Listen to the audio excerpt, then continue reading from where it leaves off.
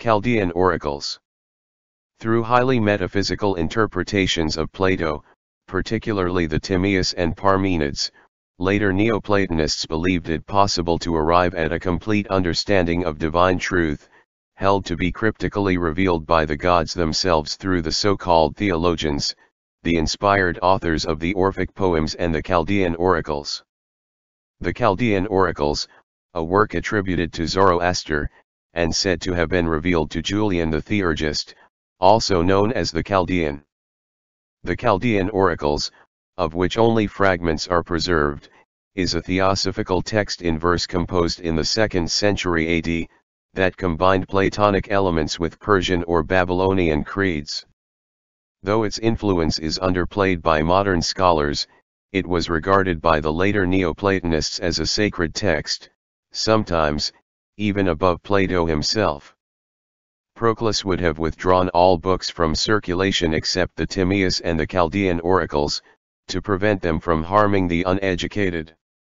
Referring to the Chaldean Oracles, the Emperor Julian mentions the following, in what is generally regarded as one of his few allusions to the doctrine of the Mithraic mysteries, and if I should also touch on the secret teachings of the mysteries in which the Chaldean, divinely frenzied, celebrated the God of the 7 rays, that God through whom he lifts up the souls of men, I should be saying what is unintelligible, yet wholly unintelligible to the common herd, but familiar to the happy theurgists.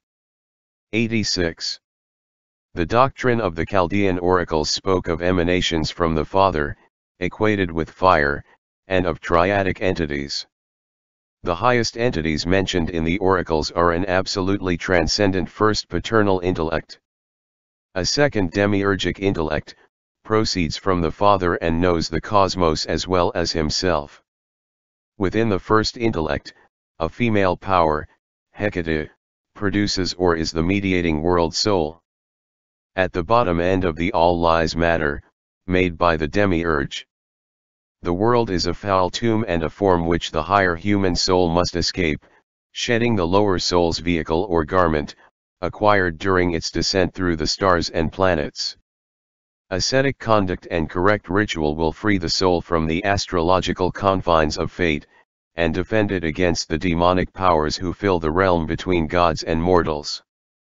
The theurgy of the Chaldean Oracles provided knowledge of the magical formulas to aid the soul on its ascent to union with the God.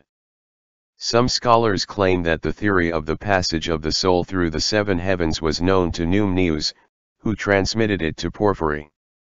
Though, as Culianus pointed out, in Psychonodiae, a survey of the evidence concerning the ascension of the soul and its relevance, evidence is lacking, and while Porphyry certainly knew the doctrine, the principal testimonies come from Macrobius and Proclus.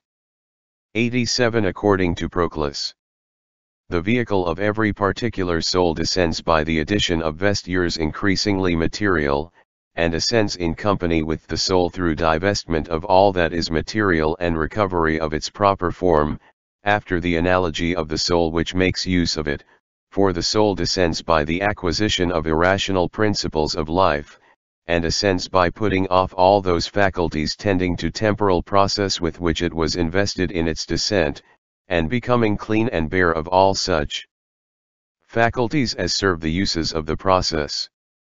88. Though not considered magic, the theurgy of the Neoplatonists was essentially those procedures of Hellenistic magic.